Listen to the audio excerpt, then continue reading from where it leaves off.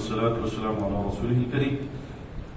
عزیزان گرامی قدر بحمدہ تعالی آج سورہ الطلاق، پھر سورہ التحریم اور پھر اس کے بعد سورہ الملک اور سورہ القلم، سورہ الحاقہ، سورہ المعارج اور پھر اس کے بعد سورہ نوح جو ہے، یہ مبارک صورتیں جو ہیں وہ تلاوت ہوئیں. عزیزان گرامی قدر قرآن مجید برہان رشید کے دو مقامات سورۃ البقرہ میں آیت نمبر 228 سے آنورڈ، آیت نمبر 41-42 تک طلاق کے احکام کو بالتفصیل وہاں پر بیان کیا گیا. طلاق رجعی کی کیفیت کیا ہے، رجوع کا معاملہ کیا ہے،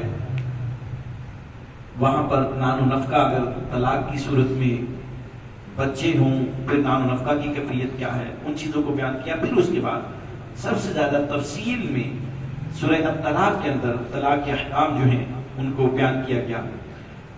ایک فرق یہ ہے کہ وہاں پر جو عدت کو بیان کیا گیا ہے، وہاں پر مطلقہ کی عدت بیان کی گئی، وہاں پر بیوہ کی عدت بیان کی گئی سورہ البقرہ میں، اور یہاں پر اس خاتون کی عدت بیان کی گئی کہ جو ایک اس ایج میں پہنچ جائے، عمر کے اس حصہ میں پہنچ جائے جس کے اندر کچھ طبعی تبدیلیاں جو ہیں وہ پیدا ہو جائیں، یعنی اس کی طبیعت کا رجحان جو ہے وہ بلا تعطل جو ہے، اب اشارتاً میں یہ بات عرض کر رہا ہوں کہ وہ عبادات کا سلسلہ جاری رکھ سکے، عمر کے اس حصے میں پہنچ جائے، تو پھر اس کی عدت کا معاملہ جو ہے اس سورہ مبارکہ میں بیان کیا گیا سورہ الطلاق میں.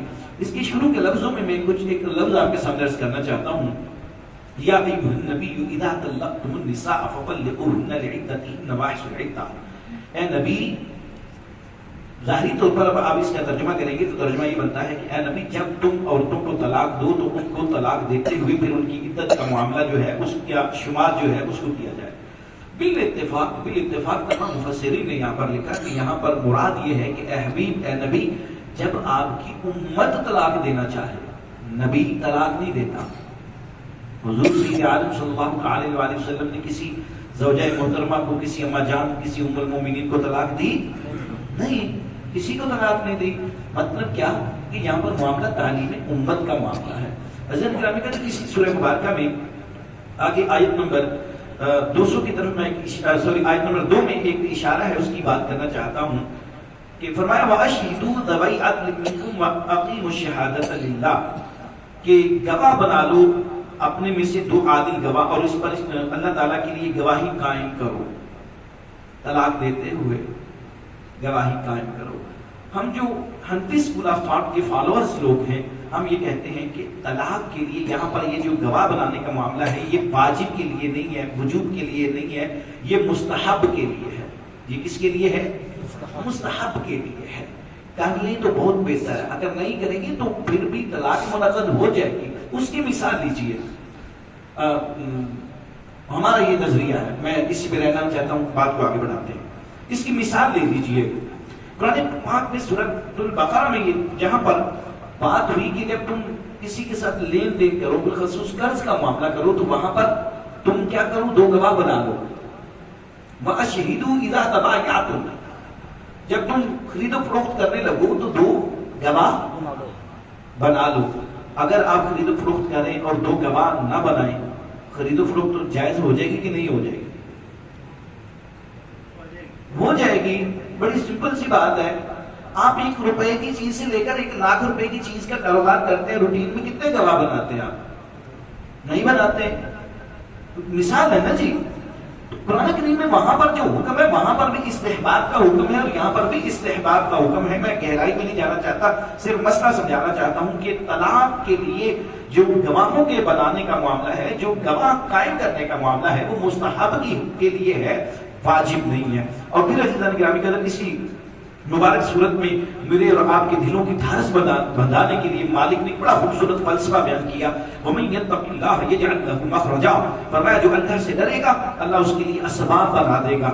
اسباب کیسے؟ وَيَرْزُقْهُ مِنْ حَيْثُ لَا يَحْتَسِبُ، فرمایا اس کو وہاں سے رزق عطا فرمائے گا جہاں سے اس کو گمان بھی نہیں ہوگا. یہ قرآن کریم کی اس مبارک سورہ مبارکہ میں آگے اور آگے سے بھی بڑی بات کر دی. فرمایا وَمَن يَتَوَكَّلْ عَلَى اللَّهِ فَهُوَ حَسْبُهُ، اور جو اللہ پر بھروسہ کرے گا اللہ اس کے لیے کافی ہو جائے گا. اللہ کی ذات پر بھروسہ کامل ہو جائے. پھر اس طرح کے مختلف احکام ہیں اس میں. اور پھر سورہ التحریم ہے. سورہ التحریم کی بنیاد جو ہے وہ میں عرض کر دیتا ہوں کہ میرے اور آپ کے آگے عالم صلی اللہ علیہ وسلم نے طبعی طور پر اپنے لیے کچھ دیر کے لیے اپنے اوپر شہد کو حرام کر لیا. شرعی طور پر حرمت کی بات نہیں ہے, طبعی طور پر حرمت کی بات ہے. بعض اوقات سمٹائم ایسا ہوتا ہے وہ چیز جائز ہوتی ہے لیکن آپ کہتے ہیں یار میں نہیں پیتا, میں یہ چیز کھاتا نہیں ہوں, کوئی سبزی آپ کو پسند نہیں, اس کا مطلب یہ نہیں کہ وہ حرام ہے, مطلب یہ ہے کہ آپ کی طبیعت کا رجحان اس طرف جو ہے وہ نہیں ہوتا. کہ اس میں ذرا بحث ہے. کچھ ازواج مطہرات جو تھی وہ چونکہ نئی نئی آئی تھی جس میں حضرت ماریہ قبطیہ رضی اللہ تعالی عنہ, اور کچھ میں اس میں زیادہ ڈیٹیل میں نہیں جا سکتا, اس بات کو لے کر آگے چلیے. بات صرف یہ ہے کہ اللہ تعالیٰ, سمپل سی بات یہ رکھیے, اللہ تعالیٰ مزاج نبوی کے اوپر کسی اور مزاج کو پسند نہیں کرتا. بس بات سیدھی سی ذہن میں رکھ لیجیے. اللہ تعالیٰ اپنے نبی کے مزاج کے اوپر کسی کے مزاج کو ترجیح نہیں دیتا. اللہ اپنے نبی کی پسند کے اوپر کسی کی پسند کو ترجیح, اللہ کہتا ہے بس مجھے وہی پسند ہے جو میرے حبیب کو پسند ہے, دنیا والوں کو وہ پسند کرنا پڑے گا. اگر نہیں کریں گے تو آگے یہ بڑا ایک دردناک منظر وہاں پر بیان کیا ہے. اصحابہ اللہ تکون ایبدلا وازواجا خیرا منکن مسلمات مومنات قانتات تائبات عابدات سائحات طیبات وابکارا. میرے حبیب کو تھوڑ نہیں ہے, حرموں کی بیویوں کی تھوڑ نہیں ہے. تمہارا مزاج ہے تو وہ اپنے پاس ہے. بس صرف اس بات کا اشارہ ذہن میں رکھیے کہ اللہ حضور کے مزاج کے برعکس کسی کا مزاج پسند کرتا. پھر اس کے بعد اللہ رب العالمین نے توبۃ النصوح کی بات کی. اللہ تعالیٰ نے اسی سورہ مبارکہ میں اپنے گھر والوں کو ڈرانے کے حوالے سے, آگاہ کرنے کے حوالے سے بات کی, اور خاص طور پر اس مبارک سورت کے آخر میں اللہ رب العالمین نے دو طرح کی مثالوں کو بیان کیا. پہلے ان دو خواتین کی بات کی, ایک حضرت نوح علیہ السلام کی بیوی, ایک حضرت لوط علیہ السلام کی بیوی. کہا دیکھو وہ دونوں میرے پاک پیغمبروں کے عقد میں تھی لیکن انہوں نے خیانت کی. یہاں پر میں خیانت بیان کرنا چاہتا ہوں, خیانت بیان کرنا چاہتا ہوں. خیانت کیا؟ فخانتاہما فلم یغنیا. ان کی خیانت کیا پتہ کیا تھی؟ من اخلاقی خیانت نہیں تھی کوئی بھی. اخلاقی خیانت میں جو کہنا چاہ رہا ہوں آپ میرے ورڈز کو لیجئے, کوئی ایسا, کیونکہ یہ اللہ تعالیٰ اپنے کسی نبی کے نکاح میں کسی ایسی خاتون کو نہیں رکھ سکتا جو کسی اخلاقی برائی میں ملوث ہو. اخلاقی برائی سے مراد یہاں پر ایک خاص قسم کی برائی میں لے رہا ہوں. ان کا معاملہ دونوں کا ایسا نہیں تھا. یار جو بھی ہے نا وہ کافرہ تھی, انکار کیا, انہوں نے مانا نہیں ہے نبیوں کو. لیکن ہم اتنا ضرور سوچتے ہیں کہ ہم ناموس نبوت کا اتنا احساس رکھتے ہیں کہ اگر بات لوط علیہ السلام کی آئے تب بھی ہم ناموس نبوت کی بات کریں گے, اگر بات نوح علیہ السلام کی بات آئے تو ہم تب بھی جیسے اپنے نبی کی پیاری ہے ویسے ہی آدم علیہ السلام سے لے کر عیسیٰ علیہ السلام تک ہر نبی کی ناموس میں پیاری ہے. ہم ہر نبی کی ناموس کا دفاع کریں گے. ان دونوں کی خیانت کیا تھی؟ خیانت یہ تھی کہ لوط علیہ السلام کی بیوی کے اندر یہ بیماری تھی کہ جب لوط علیہ السلام کے مہمان آتے, ایک تو آپ پر ایمان نہیں لے کر آئی, جب آپ کے مہمان آتے تو آپ کے دشمنوں کو بلا کر لے جاتی کہ آ جاؤ, اور دوسری نوح علیہ السلام کی جو بیوی تھی ایک تو ایمان نہیں لے کر آئی تھی اور دوسرا آپ کا مذاق اڑایا کرتی تھی. یہ خیانت تھی جناب, اس کے علاوہ اور کوئی خیانت کا معاملہ نہیں. اور پھر اللہ جل کریم کے نے دو نیک خواتین کا معاملہ بیان کیا. ایک جناب حضرت آسیہ بنت مزاحم جو فرعون کی بیوی تھی. فرمائیے دیکھو یہ قدرت کے فیصلے, یہ مزاج کی بات ہے. کہاں نبی کے گھر میں ایمان کی دولت نصیب نہیں, کہاں فرعون کے گھر میں تو ایمان کی دولت جو ہے اللہ نصیب کر دیتا ہے. صرف ایمان کی دولت نہیں ہے, نبوت چل کر ایک صندوق میں داخل ہو کر ان کے پاس چلی جاتی ہے اور نبوت ان کے گھر میں پروان چڑھتی ہے. یہ اللہ کریم کے معاملات ہیں. اور پھر جناب حضرت مریم سلام اللہ علیہا کا ذکر مبارک کیا. اور پھر عزیزاً گرامی قدر اس کے بعد سورہ الملک کی تلاوت ہوئی. میں سورہ الملک کے جو مضامین ہیں سب سے جو آیت شروع میں ہے تبارک الذی بیدہ الملک وہو علی کل شیء قدیر, یہی آتا ہے. میں کہتا ہوں یہ بہت بڑا فلسفہ ہے, اس کے اندر پوری کائنات کی حقیقت کو مالک نے بیان کر دیا. قرآن کریم کی کچھ آیات ایسی ہیں کہ جن کے اندر سمجھ لیجیے کہ سمندروں سے زیادہ گہرائی ہے. جیسے انما امرہ اذا اراد شیئا ان یقول له کن فیکون. بہت بڑی آیت ہے کہ اللہ کی شان یہ ہے کہ وہ ارادہ کرے کسی چیز کا تو کہتا ہے ہو جا, بس ہو جاتی ہے. حسبی اللہ لا الہ الا هو علیہ توکلت وهو رب العرش العظیم. بہت بڑی آیت ہے مفہوم کے اعتبار سے. ایسے یہ آیا مبارکہ تبارک الذی بیدہ الملک وہو علی کل شیء قدیر، برکت ہے وہ ذات جس کے ہاتھ میں بادشاہت ہے اور وہ ہر چیز پر قدرت رکھنے والی ہے۔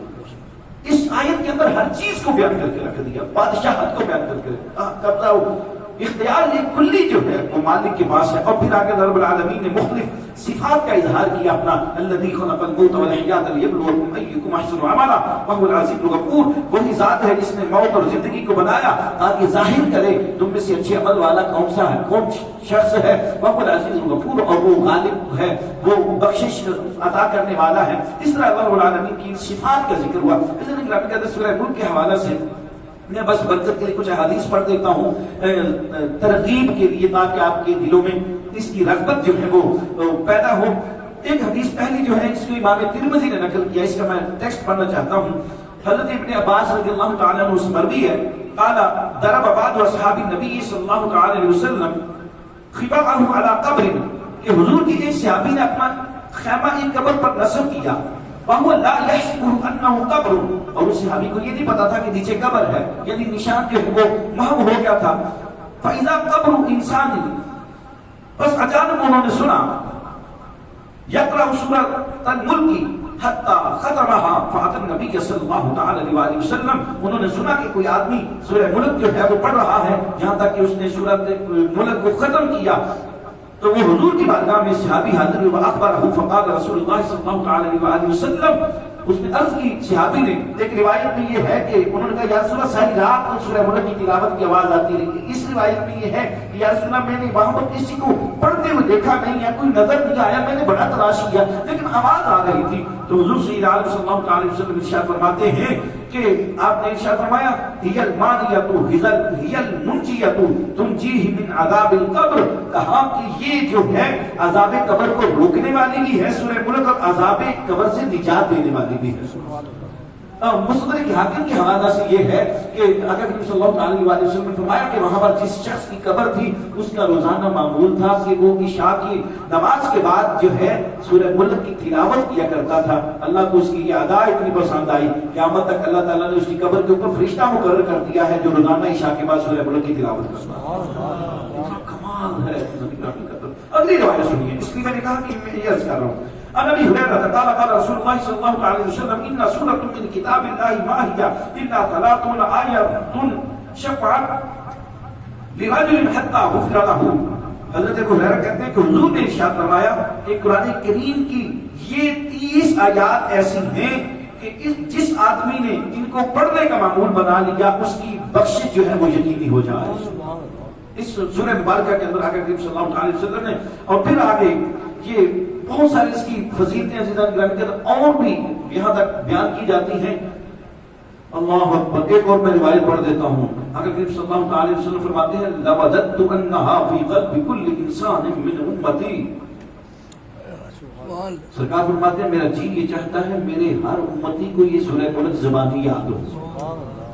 سرکار فرماتے ہیں اتنی پسند ہے آپ نے، اور اس کا ترجمہ بھی اگر آپ پڑھیں گے نا ورڈ بائی ورڈ آپ کو مزہ آئے گا۔ اور میں یہ بھی عرض کیا کرتا ہوں خاص طور پر ایک تو رات کو پڑھنے کا معمول بنا لیجئے، رات کبھی مسنگ ہو بھی جائے، چاند رات جب بھی ہو، جب بھی نیا چاند طلوع ہو، اس رات کو جو ہے اس کو پڑھنے کا اہتمام ضرور کیا کرے۔ سورہ ملک کو آیات کتنی ہے؟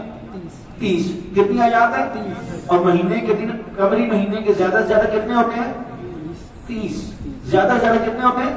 30 ہوتے ہیں نا، کم از کم 29 اور زیادہ سے زیادہ 30۔ یوں سمجھ لیجیے کہ ایک دن کی ایک آیت جو ہے وہ آپ کی حفاظت کی ضامن بن جائے۔ پھر اس کے بعد سورہ القلم، یہاں پر بنیادی طور پر اللہ رب العالمین نے کفار مکہ کی کچھ بری عادات کا رد جو ہے وہ کیا ہے، اور پھر اپنی شانوں کو بیان کیا اور اپنے حبیب کو بتایا ہے حبیب گھبرانا نہیں، دل تھوڑا نہیں کرنا۔ پھر اس کے بعد سورہ الحاق کا، سورہ المعارج، دونوں کے اندر الفاظ مختلف ہیں، مضمون دونوں کا بالکل ایک مضمون ہے، یعنی منازل آخرت، یعنی آخرت کی منزلیں جو ہیں ان کی کیفیت کو بیان کیا، مناظر آخرت کو بھی بیان کیا، آخرت کے منظر کیا ہیں۔ سورہ ملک کا ایک برکت کا حصہ میں آپ کے سامنے پہلے بھی پڑھا کرتا ہوں، آج پھر عرض کرنا چاہتا ہوں اور پڑھنا چاہتا ہوں کیونکہ یہ ان دنوں کی مناسبت ہے۔ ایک آیت نمبر ہے 19، ذرا آپ توجہ میری طرف رکھنی ہے اور سوچنا ہے کہ جیسے ہم رمضان پہ بیٹھے ہوئے ہیں، رمضان کی گھڑیاں ہیں، اپنے روزوں کو ذرا سامنے رکھیے گا اور اللہ کی رحمت کو دیکھیے گا. فرمایا فَأَمَّا مَنْ أُوتِيَ كِتَابَهُ بِيَمِينِهِ فَيَقُولُ هَاؤُمُ اقْرَءُوا كِتَابِيَهْ. اور جس کے دائیں ہاتھ میں اس کا نامہ اعمال دیا جائے گا وہ کہے گا لاؤ لاؤ میرا نامہ اعمال، انی ظننت انی ملاق حسابیہ، مجھے یقین تھا کہ میرا حساب مجھے مل کر رہے گا.